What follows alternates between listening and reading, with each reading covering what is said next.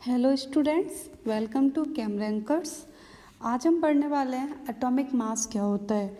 देखिए, अपने atoms and molecules वाले चैप्टर में हमने आपको सारी थ्योरीज बता दी कि क्या क्या कनेक्टिविटी हुई, जिसके बेसिस पे उन्होंने ये कंक्लूजन निकाला कि जो हमारा एटम है वो स्मॉलेस्ट पार्टिकल्स होता है जिसको फर्दर डिवाइड नहीं किया जा सकता, राइट। ओके।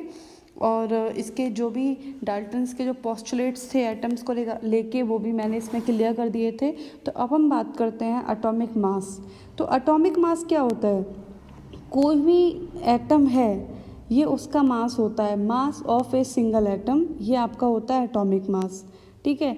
अभी क्वेश्चन ये आता है कि ये एक एटम में जो इतना छोटा एटम होता है, मतलब 10⁻⁻10 मीटर, अगर हम हाइड्रोजन एटम की बात करें तो उसकी रेडियाई कितनी होती है? 10⁻10 मीटर, राइट, जो मैंने अभी आपको बताई थी। तो जब ये इतना स्मॉल होता है तो इसमें मास आया कहाँ से? तो इसके लिए छोटा सा एक पॉइंट है। पॉइंट ये है कि हम तो आपसे ये कह रहे हैं कि ये स्मॉलेस्ट पार्टिकल्स है, लेकिन जब आगे चल के जब ये रिसर्च हुई, एटम की डिस्कवरी हुई, एटम होता है, ये सब प्रूफ होने के बाद आगे जब और रिसर्च होती चली गई तो ये कंक्लूजन निकला कि एटम सबसे छोटा नहीं होता है, बल्कि एटम के अंदर भी कुछ प्रेजेंट होता है, और वो होता है आपका electron, proton and neutron, right. ये एटम के अंदर एग्जिस्ट कर रहे होते हैं, और इन्हीं पार्टिकल्स के मास की वजह से एटम्स में मास प्रेजेंट होता है। ठीक है, इन्हीं पार्टिकल्स के मास की वजह से हमारे एटम का मास होता है। तो एटम का मास जो होगा उसे एटॉमिक मास बोलेंगे। अब ये एटम में मास कहाँ से आया? क्योंकि एटम से भी छोटे पार्टिकल्स एग्जिस्ट करते हैं, ये बहुत बाद में पता चला, राइट। जो हैं आपके electron, proton and neutron. Electron, proton and neutron जो है इनका मास होता है, और सिंस ये एटम में प्रेजेंट होते हैं इसलिए इन तीनों का मास कंबाइन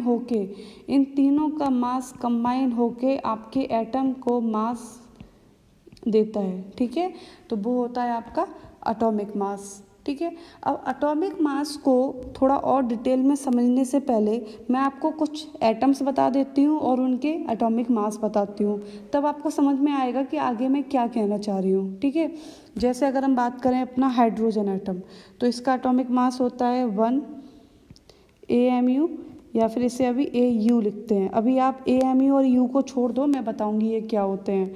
ये यूनिट हैं, इसको अभी डिफाइन करती हूँ। कार्बन 12U, ठीक है, नाइट्रोजन 14U, ठीक है, और क्या आपका जैसे आप ऑक्सीजन ले लो 16U। अब आपको ये तो समझ में आ गया, मैंने ये लिख दिया आपके क्या एलिमेंट्स, और ये हैं उनके एटॉमिक मास। इतना तो आपको समझ में आया, लेकिन उससे पहले आप ये देखिए कि ये मैं क्या कहना चाह रही हूँ, कैसे ये पता चला। तो पहली बात तो ये है कि कोई भी एटम जो है वो नॉर्मल तरीके से नहीं रहता, मतलब मोनो एटॉमिक नहीं रहता। केवल इनर्ट गैस को छोड़ के हीलियम, नियॉन, आर्गन, ये केवल मोनो एटॉमिक होती हैं। अब मोनो एटॉमिक क्या है अभी बताते हैं। देखो, मोनो माने 1, डाई माने 2, ट्राई माने 3, ये शायद आपने सुना हो। तो मोनो माने 1, एटॉमिक माने 1 एटम। तो केवल एक ही एटम के फॉर्म में प्रेजेंट हो, वो होती है मोनो एटॉमिक। जिसमें 2 एटम कंबाइन हो वो डाई एटॉमिक, जिसमें 3 एटम कंबाइन हो वो ट्राई एटॉमिक, टेट्रा एटॉमिक, इस टाइप से ये होता जाता है, जिसे बोलते हैं सॉरी, ठीक है, एटॉमिसिटी। ठीक है, अभी ये हो गया। अब आपको monoatomic, diatomic, triatomic समझ में आया। ठीक है, अब ये देखिए कि आपका जो ये एटम्स हैं ये केवल इनर्ट गैस ही आपके मोनो एटॉमिक के फॉर्म में एग्जिस्ट करते हैं। बाकी हम किसी और की बात करें, जैसे हाइड्रोजन की बात करें, तो हाइड्रोजन एग्जिस्ट नहीं करता, ये H2 की फॉर्म में एग्जिस्ट कर रहा है, ये है हाइड्रोजन गैस। तो इसमें क्या है, हाइड्रोजन के 2 एटम कंबाइन हुए हैं और ये H2 बनाते हैं, और ये क्या है, डाई एटॉमिक, क्योंकि इसमें 2 एटम कंबाइन हुए हैं इसलिए ये क्या है, डाई एटॉमिक। ठीक है, ऐसे ही आपका ऑक्सीजन O2 के फॉर्म में रहता है, जो क्या है आपका डाई एटॉमिक। ऑक्सीजन आपका एक फॉर्म में और रहता है O3, ये आपका ट्राई एटॉमिक, इसको ओजोन भी बोलते हैं। क्या बोलते हैं, ओजोन। तो यहाँ से आपको क्या क्लियर हुआ कि आपका जो एटम है वो एटम मोनो एटॉमिक बहुत रेयर होता है, केवल हीलियम, नियॉन, आर्गन जो भी इनर्ट गैसेस हैं वही मोनो एटॉमिक रहते हैं, वरना ज़्यादातर आपका एटम इंडिविजुअल एग्जिस्ट नहीं करता है, वो डाईएटॉमिक या ट्राईएटॉमिक के फॉर्म में एग्जिस्ट करता है। ज़्यादातर डाईएटॉमिक्स होते हैं, जैसे कि आपका हाइड्रोजन हो गया, ऑक्सीजन गैस हो गया, हाइड्रोजन गैस हो गया, ये सारे हो गए। ठीक है, अगर क्वेश्चन दिमाग में आता है कि आपका कॉपर, कहते हैं कि कॉपर तो हमारा ऐसे एग्जिस्ट करता है, नहीं, कॉपर का आप कोई भी टुकड़ा ले लेंगे या कुछ भी ले लेंगे, आप कॉपर कोई भी कंपाउंड लेंगे तो वो केवल उसमें एक एटम नहीं होगा, उसमें बहुत सारे एटम कंबाइन हो रखे होंगे जिसने उसे सॉलिड फॉर्म दी होगी, सॉलिड स्टेट दिया होगा, मैटर का सॉलिड फॉर्म उसको ऑब्टेन कराई होगी। ठीक है, तो एटम जो है वो अकेला एग्जिस्ट नहीं करेगा, केवल हीलियम, नियॉन, ये जो इनर्ट गैसेस हैं इन्हीं में एग्जिस्ट करता है, बाकी सब में डाईएटॉमिक, ट्राईएटॉमिक या पॉलीएटॉमिक के केस में ये एग्जिस्ट करता है। ठीक है, जैसे कि कुछ और देख लेते हैं, अपना फॉस्फोरस, ये हमेशा P4 के फॉर्म में एग्जिस्ट करता है। फॉस्फोरस कभी ऐसे अकेला P एग्जिस्ट नहीं करता, P4 के फॉर्म में एग्जिस्ट करता है। ठीक है, अपना ऑक्सीजन O2 के फॉर्म में, हाइड्रोजन अपना H2 के फॉर्म में, इस टाइप से ये होते हैं जो एग्जिस्ट करते हैं। अब हम वापस आते हैं अपने एटॉमिक मास पे, जो हम अपने एटॉमिक मास पढ़ रहे थे कि एटॉमिक मास क्या होता है, कोई भी एक एटम है उसके मास को हम एटॉमिक मास कहेंगे।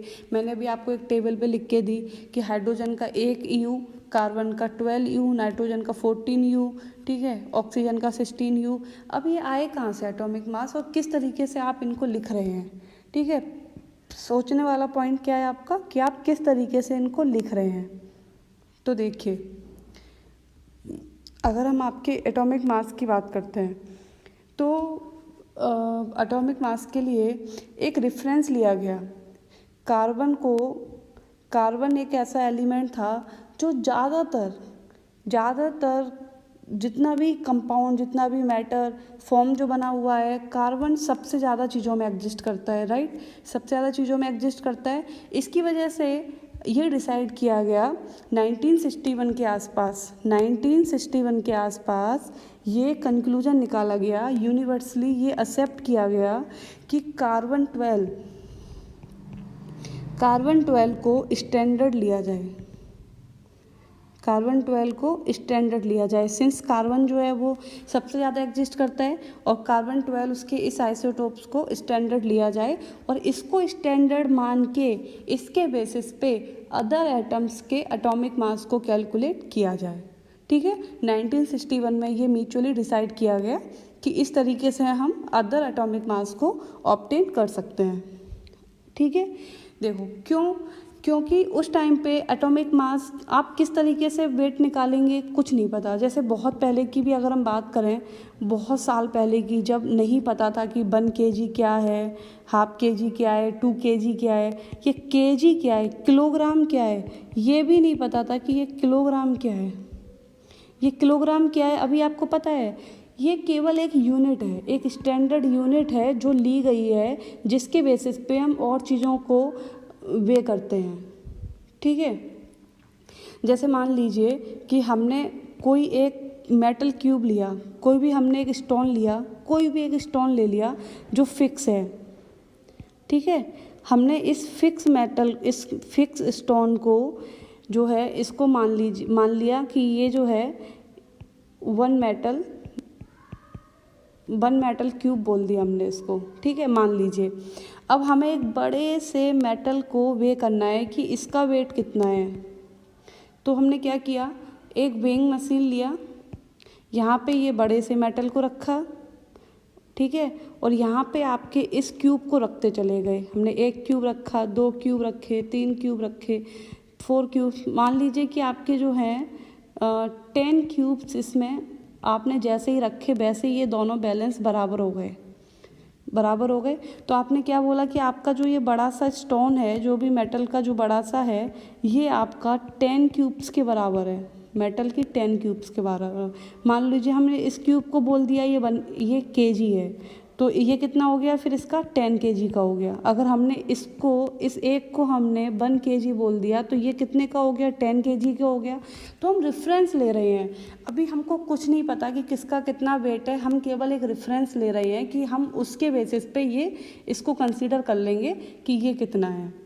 ठीक है, जैसे एक एग्जांपल और लेते हैं, बहुत इजी एग्जांपल है। जैसे कि एक वाटरमेलन लिया आपने, ठीक है, ये क्या है आपका वाटरमेलन, तरबूज। ठीक है, ये क्या है आपका तरबूज, इसके आपने 4 पीस किए। मान लीजिए ये आप इसके पीसेस हैं, ये इसके पीसेस हैं, मान लीजिए कि आपने 12 पीस किए, 12 पीसेस। ठीक है, अब एक कोई भी फ्रूट सेलर है, कोई भी फल बेचने वाला बंदा है, वो फ्रूट बेच रहा है। ठीक है, तो वो कुछ छोटा सा फ्रूट बेच रहा है जो जिसका वेट इस वाटरमेलन से काफ़ी कम है। जैसे कि वो अंगूर बेच रहा है, मान लीजिए क्या बेच रहा है वो, ग्रेप्स, मान लीजिए वो ग्रेप्स बेच रहे हैं। ठीक है, तो उसने क्या किया कि उसके पास वाट नहीं है, मतलब उसके पास वेट नहीं है कि हम किससे तौल के दें आपको कितना देना है। तो उसने क्या किया, उस टाइम पे उसके पास वेट नहीं था, तो उसने क्या किया कि इसके 4 पीस किए वाटरमेलन के, और वाटरमेलन के एक पीस को उसने बोला कि ये एक पीस जो है इसका ये स्टैंडर्ड है, हम इस एक पीस को से वे करेंगे कि आपका ये कितना जो है, इसके एक पीस के वेट के बराबर आपको ग्रेप्स हम 10 रुपये में देंगे। मान लीजिए उसने ऐसे बोला। तो ये थी उसकी वेइंग मशीन। यहाँ पे उसने क्या किया, अपना एक पीस रखा वाटरमेलन का, और यहाँ पे उसने ग्रेप्स को वे करना शुरू कर दिया। जैसे ये दोनों इक्वल हो गए, वैसे उसने बोला ये लो आपके 10 रुपये के अंगूर हो गए आपके। ठीक है, समझ में आया कि जब हमारे पास कोई भी वेट नहीं है, कोई भी वे करने वाली चीज़ नहीं है, किसी चीज़ से हम कोई रेफरेंस नहीं है, तो हम कैसे किसी चीज़ को कंपेयर करेंगे, तो वही केस था अपने एलिमेंट्स के केस में, उनके एटॉमिक मास के केस में।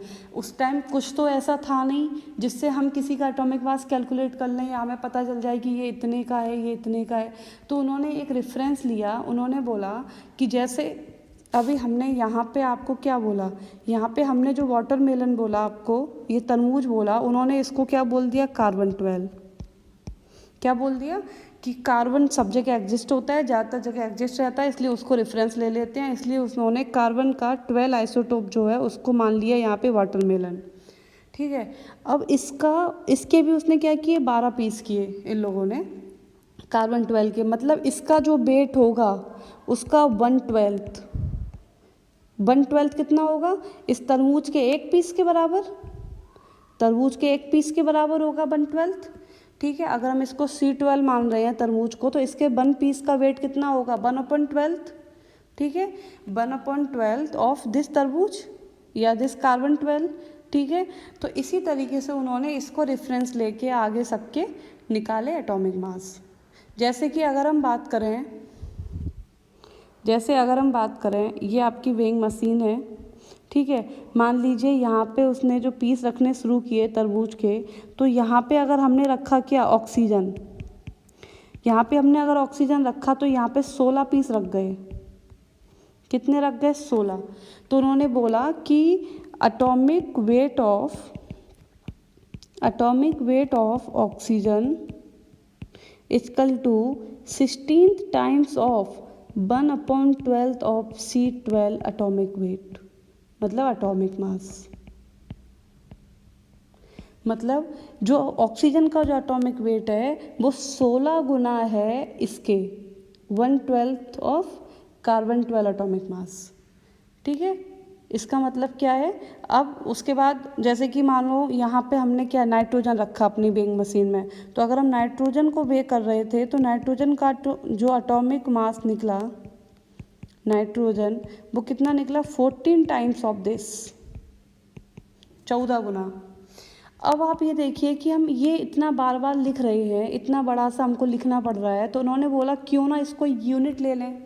जैसे कि मैंने अभी आपको ऊपर वाला केस बताया था कि जो हम मेटल क्यूब रख रहे थे बार बार, हमने बोला कि इतने बड़े मेटल क्यूब को बार बार लिखने से अच्छा है कि हम वहाँ पे केजी लिख दें, ठीक है। तो उन्होंने क्या किया, अब हमने केजी लिखना शुरू कर दिया। यहाँ इसी तरीके से यहाँ पे उन्होंने इस चीज़ को लिखना शुरू किया, AMU, atomic mass unit, atomic mass unit, जिसे प्रेजेंट में केवल U लिखते हैं, यूनिफाइड मास, क्या बोलते हैं, यूनिफाइड मास, ठीक है। तो इस तरीके से एटॉमिक वेट ऑफ ऑक्सीजन क्या हो गया, 16 AMU या फिर 16 U। नाइट्रोजन का क्या हो गया, 16 AMU या फिर 14 AMU या फिर 14 U। तो इस टाइप से हमने क्या निकाल लिया, हमने जो अदर एलिमेंट्स थे उनका हमने एटॉमिक मास निकाल लिया, ठीक है। एटॉमिक मास क्लियर हुआ, एटॉमिक मास क्लियर हुआ। आई होप ये क्लियर हो गया, नहीं हुआ तो प्लीज़ इसको एक बार पूछ लेना कि एटॉमिक मास आप किस तरीके से निकालते हैं। तो ये तो हो गया एटॉमिक मासेस, जहाँ पे 1 AMU बराबर क्या है, 1/12 of atomic mass of C12, ठीक है। AMU बराबर क्या है यहाँ पे, ये, ठीक है, ये हो गया। तो अभी ये क्लियर हुआ, एटॉमिक मास का कंसेप्ट क्लियर हुआ। हाँ, एक पॉइंट और, इसे क्या बोलते हैं, इसे बोलते हैं रिलेटिव एटॉमिक मास। क्यों बोलते हैं, क्योंकि ये सारे के सारे एटॉमिक मास जो निकाले जा रहे हैं वो C12 मतलब कार्बन को रेफरेंस मान के निकाले जा रहे हैं, कार्बन के एटॉमिक मास को कंसीडर करके ही निकाले जा रहे हैं। तो इनका कंपैरिजन हो रहा है, ये रिलेटिवली निकाले जा रहे हैं, इसलिए इनको रिलेटिव एटॉमिक मास बोल रहे हैं। जैसे कि कभी कभी सुना होगा, कुछ कुछ कॉलेजेस ऐसे होते हैं जहाँ पे रिलेटिव मार्किंग होती है, ठीक है। ज़्यादातर जो IITs वगैरह होती हैं वहाँ पे रिलेटिव मार्किंग होती है। तो रिलेटिव मार्किंग के बेसिस क्या करते हैं, वो ऐसे परसेंटेज नहीं निकालते कि किसी का 60% किसी का, वो रिलेटिव मार्किंग करते हैं। जो भी टॉप बंदा रहता है उसको रेफरेंस लेके बाकी सब मार्किंग की जाती हैं, ठीक है। तो वो हो जाती है रिलेटिव मार्किंग। उसी तरीके से यहाँ पे भी कार्बन के एटॉमिक मास को रेफरेंस मान के अदर के एटॉमिक मास कैलकुलेट किए गए, इसलिए इसको भी रिलेटिव एटॉमिक मास बोला गया। तो आई होप ये एटॉमिक मास वाला कंसेप्ट क्लियर हुआ होगा, ठीक है। तो बाद में क्या हुआ था, एक्चुअली जो कार्बन का एटॉमिक मास है ये भी मतलब बहुत टाइम के बाद ये ऑब्टेन हो गया था, ठीक है।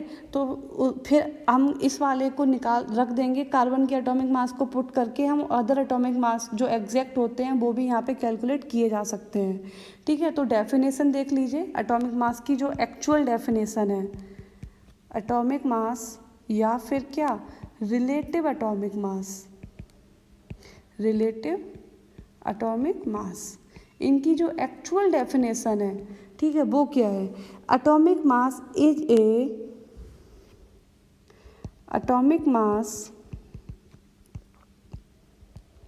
इज ए नंबर, ये एक नंबर है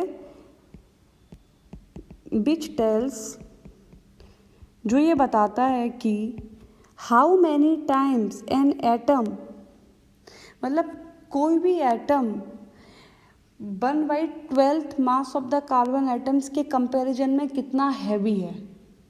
ये हमको क्या बताता है कि कोई भी एटम 1/12 C12 मास के कंपैरिजन में कितना हैवी है, ये हमको ये बताता है, ठीक है। ये होता है उसका एटॉमिक मास, ओके।